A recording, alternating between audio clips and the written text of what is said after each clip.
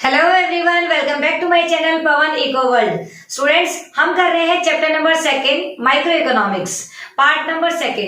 इसका जो introductory lecture है वो मैं आपको पहले ही प्रोवाइड करवा चुकी हूँ। अगर किसी बच्चे ने नहीं देखा है तो सबसे पहले उसे देखें, इसके डिस्क्रिप्शन बॉक्स में मैं उसे दे दूंगी।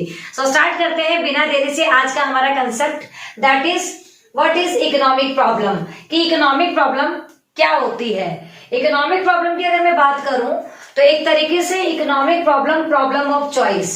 प्रॉब्लम ऑफ चॉइस का मतलब है कि हमारे पास जो रिसोर्सेज है वो बहुत थोड़े हैं। जब रिसोर्सेज थोड़े हैं, हमारी पॉकेट हमें कम अलाउ करती है, तो हम क्या करते हैं, हम उनमें से चूज करते हैं। तो चूज करने का मतलब है कि हमारे पास एक इकोनॉमिक प्रॉब्लम अराइज हुई है।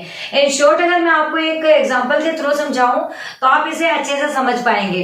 देखिए बेटा, आपके पास जेब में 10,000 रुपए है। उस 10,000 रुपए से आप कितने चीजों को खरीद सकते हैं, दैट इज नोन एज यो, कि मतलब आपकी पॉकेट आपको क्या अलाउ कर रही है।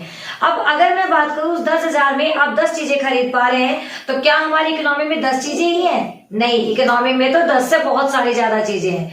तो हम उन सभी चीजों को अवेल नहीं कर सकते। क्यों?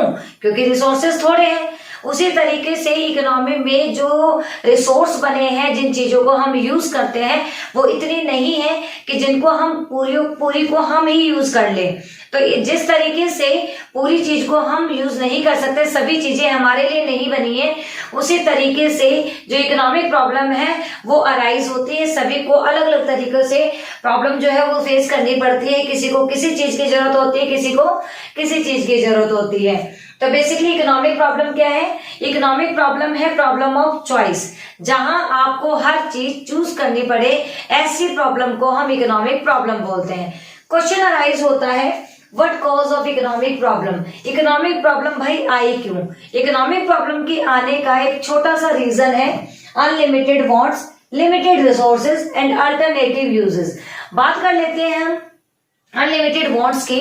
तो देखिए बेटा, इस धरती पे रहने वाले हर इंसान जो है, उसकी जो वांट्स है वो अनलिमिटेड है, क्योंकि इंसान की ख्वाहिशें कभी पूरी नहीं होती। उसकी वांट्स जो है वो दिन ब दिन बढ़ती चली जाती है। पहले आपके पास कोई छोटी चीज होगी, आपको चाहिएगा कि मुझे इससे थोड़ी बड़ी चाहिए। जब बड़ी आपको मिल जाती है तो आपको चाहिए कि मुझे उससे और भी ऊपर वाला जो लेवल है वो चाहिए। तो आप कहीं पर भी जाकर सेटिस्फाई नहीं होते हैं और आपकी वांट्स जो है वो कंटिन्यूटी में इंक्रीज होती रहती है।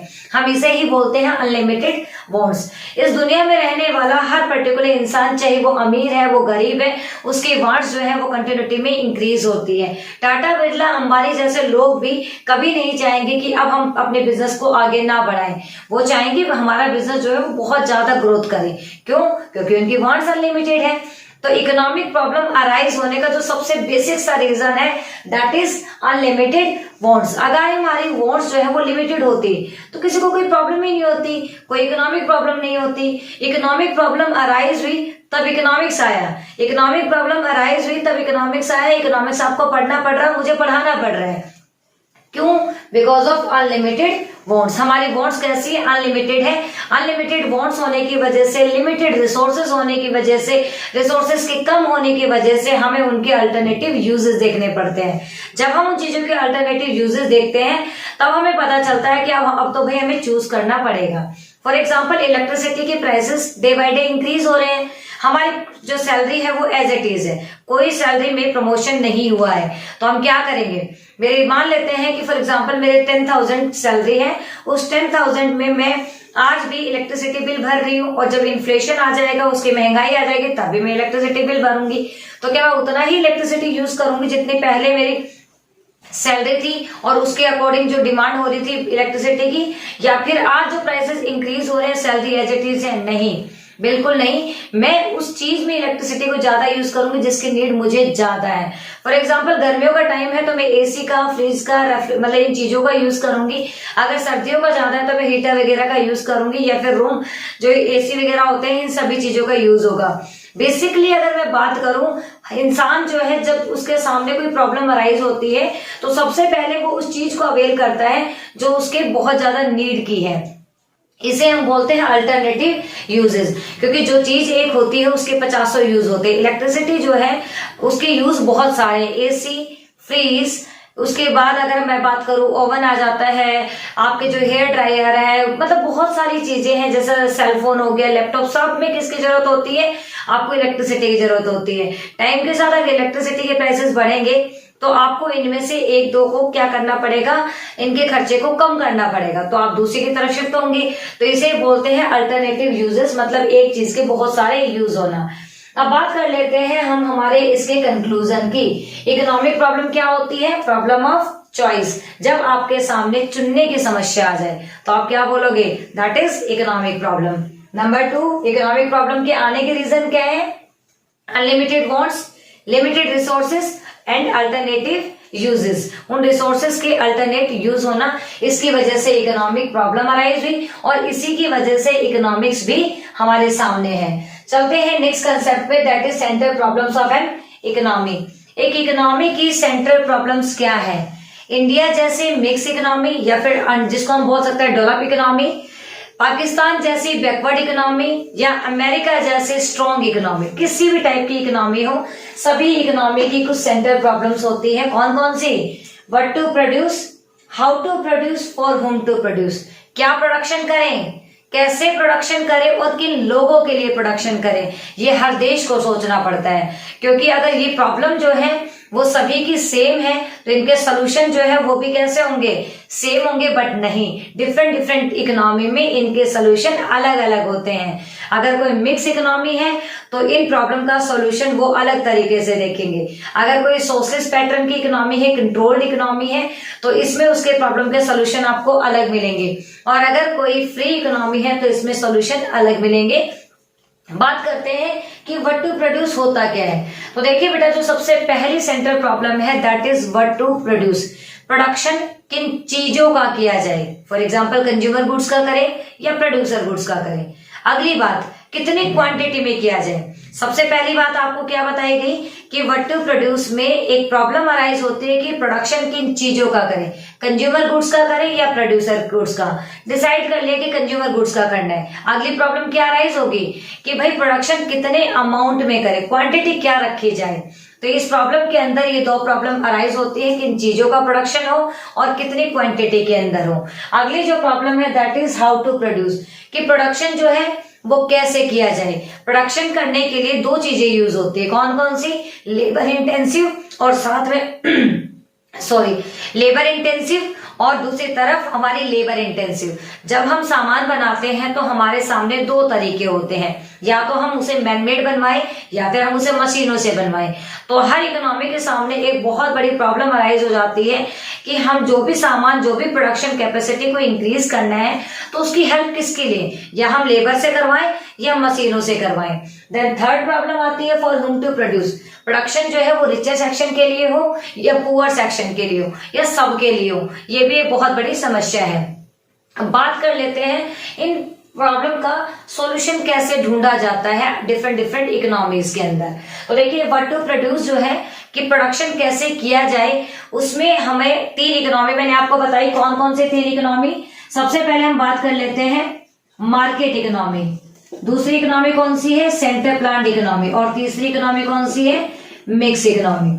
देखिए हम तीनों प्रॉब्लम का सलूशन इन तीनों इकोनॉमीज के अंदर करने वाले हैं। सबसे पहली बात व्हाट टू प्रोड्यूस, अगर बात आती है मार्केट इकोनॉमी की, तो मार्केट इकोनॉमी वो इकोनॉमी होती है जिसमें ओनरशिप किसकी होती है, प्राइवेट की। सीधी सीधी बात है, गवर्नमेंट का कोई इंटरवेंशन नहीं होता है। अगर प्रोडक्शन करना है तो इंडिविजुअल सोचेगा, किसके बिहाफ पे सोचेगा, डिमांड और सप्लाई के बिहाफ पे सोचेगा, जिसे हम free play of market forces बोलते हैं। सीधी बात ये है कि ये हमारी डिमांड है, ये हमारी सप्लाई है, यहाँ पे प्राइसेस का डिटर्मिनेशन होता है। अगर इस तरीके से प्राइसेस का डिटर्मिनेशन होता है that is called free economy या फिर मार्केट इकोनॉमी या कैपिटलिज्म, जिसे हिंदी में हम पूंजीवादी अर्थव्यवस्था भी बोलते हैं।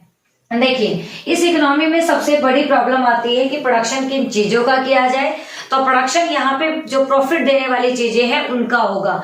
जैसे कि कंज्यूमर गुड्स जितनी नीड होगी उतनी बनाई जाएगी, कैपिटल गुड्स का प्रोडक्शन ज्यादा किया जाएगा क्योंकि वहां से उनको प्रॉफिट मिलने वाला है। तो प्रॉब्लम का सॉल्यूशन हो गया कि हमें दोनों ही चीजों का प्रोडक्शन करना है, बट जो कैपिटल गुड्स है उनकी अमाउंट ज्यादा रखनी है और जो कंज्यूमर गुड्स है उनकी अमाउंट कम रखनी है। चलते हैं दूसरी इकोनॉमी में, that is centre planned economy या कंट्रोल्ड इकोनॉमी। ये ऐसी इकोनॉमी होती है जहां सारे डिसीजन गवर्नमेंट लेती है, ओनरशिप गवर्नमेंट की होती है, सारे रूल्स रेगुलेशन कौन डिसाइड करेगी, सेंटर प्लान्ड इकोनॉमी के अंदर गवर्नमेंट करेगी। दूसरा नाम इसका कंट्रोल्ड इकोनॉमी है, सोशलिज्म है, हिंदी में इसे समाजवादी अर्थव्यवस्था बोला जाता है। इस इकोनॉमी में इस प्रॉब्लम का सॉल्यूशन होगा सोशल वेलफेयर के रिगार्डिंग, क्योंकि यहाँ प्रॉफिट कमाना था तो यहाँ क्या होगा, सोशल वेलफेयर। अब जैसे ही सोशल वेलफेयर की बात आती है तो कंज्यूमर गुड्स ज्यादा बनाई जाएंगी। इतनी सी इसमें हमें दो बातें समझ आई कि कंज्यूमर गुड्स या प्रोड्यूसर गुड्स, तो हमें कंज्यूमर गुड्स बनानी, क्वांटिटी किसकी ज्यादा रहेगी, कंज्यूमर गुड्स की। हो गया जी प्रॉब्लम का सॉल्यूशन। अगले में चलते हैं मिक्स इकोनॉमी। मिक्स इकोनॉमी वो इकोनॉमी होती है जिसमें प्राइवेट प्लस गवर्नमेंट दोनों की ओनरशिप होती है।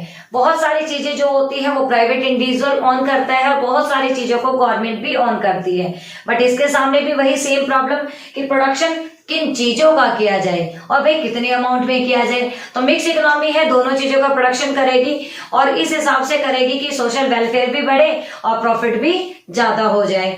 चलते हैं सेकेंड प्रॉब्लम की तरफ, that is how to produce. How to produce एक ऐसी प्रॉब्लम है जिसमें हमारे सामने दो सॉल्यूशन है, लेबर इंटेंसिव या मशीन इंटेंसिव। यहाँ प्रॉफिट कमाना है तो मशीनों का ज्यादा यूज होगा। क्यों? क्योंकि मशीनें जल्दी काम करती हैं, टाइम को सेव कम करती हैं, मतलब टाइम जो है वो ज्यादा कंज्यूम नहीं होता है, सेव हो जाता है। साथ में यहाँ चीप तरीके से सस्ते दामों पर प्रोडक्शन किया जा सकता है, जिससे प्रॉफिट जो है हमारा इंक्रीज हो सकता है। तो यहाँ पे क्या होगा, यहाँ पे हम करेंगे मशीन इंटेंसिव टेक्निक का यूज। सेंटर प्लान्ड इकोनॉमी क्या बताई थी, जहां सोशल वेलफेयर हो और गवर्नमेंट क्या चाहेगी, ज्यादा से ज्यादा एम्प्लॉयमेंट अपॉर्चुनिटीज जनरेट हो। तो यहाँ पे ये क्या करेगी, लेबर इंटेंसिव का यूज करेगी, जहां ज्यादा से ज्यादा लोगों को रोजगार मिले। Then third one is mix economy, और मिक्स इकोनॉमी वो इकोनॉमी होती है जिस इकोनॉमी में हम क्या करेंगे, दोनों ही चीजों का यूज किया जा सकता है। जहां लगता है कि लेबर इंटेंसिव यूज करेगी, जहां एम्प्लॉयमेंट अपॉर्चुनिटीज कम है वहां एम्प्लॉयमेंट के लिए यूज किया जाएगा, जहां मतलब लेबर को यूज किया जाएगा। जहां लगता है प्रॉफिट कमाना है वहां मशीन इंटेंसिव का यूज किया जाएगा। And the last for what to produce, कि प्रोडक्शन किन चीजों का मतलब किन लोगों के लिए किया जाए। तो बेटा इसमें तो जो प्रोडक्शन होगा प्रॉफिट मोटिव होगा, सीधी बात है, रिच सेक्शन के लिए। इस सेंटर प्लान्ड इकोनॉमी गवर्नमेंट की इकोनॉमी है, सोशलिज्म है, तो यहाँ पे सोशल वेलफेयर के लिए होगा। तो यहाँ पुअर सेक्शन को ध्यान में रखा जाएगा। यहाँ हमारा चाहे पुअर सेक्शन हो, मिडिल सेक्शन हो या फिर रिचर सेक्शन, क्योंकि इकोनॉमी कैसी है, मिक्स इकोनॉमी है। कुल मिलाकर मैंने आपको यहाँ पर दो कंसेप्ट करवाए। पहला कंसेप्ट था हमारा इकोनॉमिक प्रॉब्लम और दूसरा कंसेप्ट था हमारा कौन सा, central problems of an economy. Problems क्या होती हैं, उनके सॉल्यूशन क्या होते हैं, वो सारी चीजें मैंने आपको इस वीडियो लेक्चर में करवाई है। मिलते हैं इसके थर्ड पार्ट में, तब तक के लिए बाय बाय, टेक केयर।